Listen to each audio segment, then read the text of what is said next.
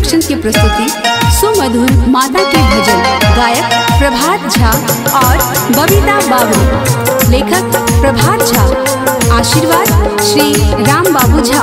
और संगीतकार अपने सुपरिचित सतीश अर्पित।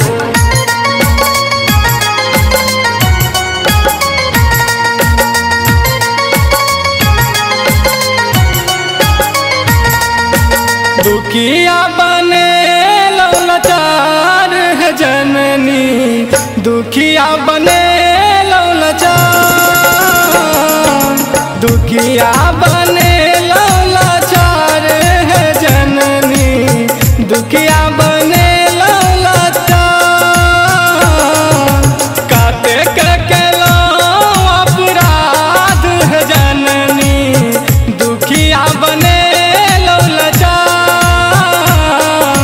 दुखिया बने लाचार है जननी, दुखिया बने लाचार, दुखिया बने लाचार है जननी, दुखिया बने लाचार।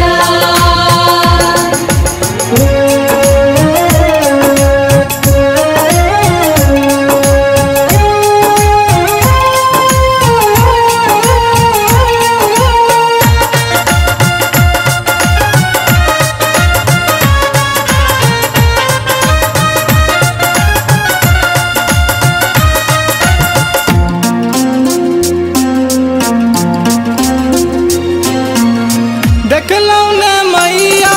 हमर लाचारी, अज्ञानी बनेलौ मारो भिखारी,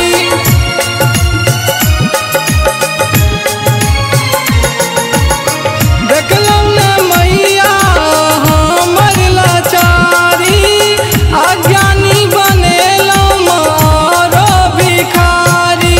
आबो ता करियौ विचार है जननी,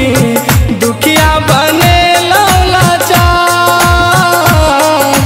दुखिया बने लाचार है जननी, दुखिया बने लाचार, दुखिया बने लाचार है जननी, दुखिया बने लाचार।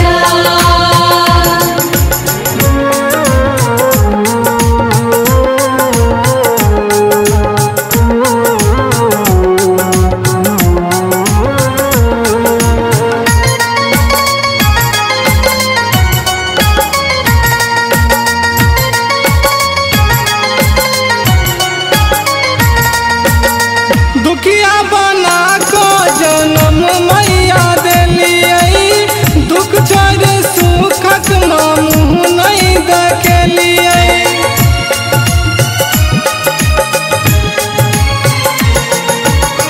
दुखिया बना को जन्म मैया देलियै, दुख छोड़ सुखक मुँह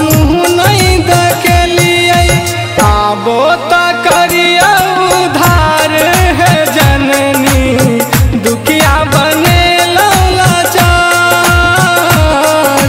दुखिया बने लाचार है जननी, दुखिया बने लाचार,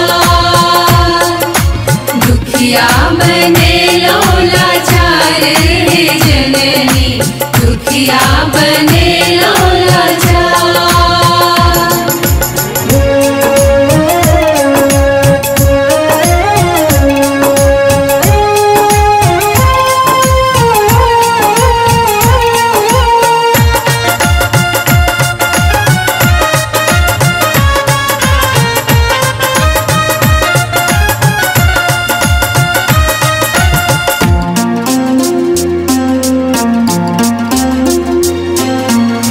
सुनियो है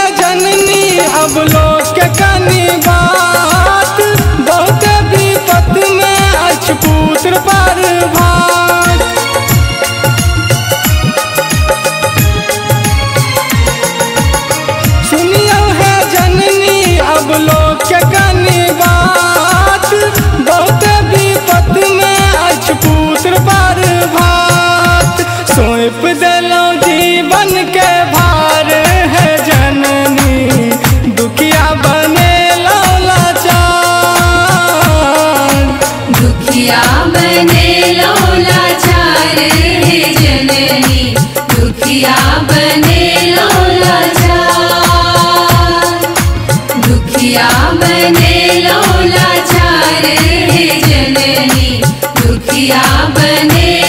लाचार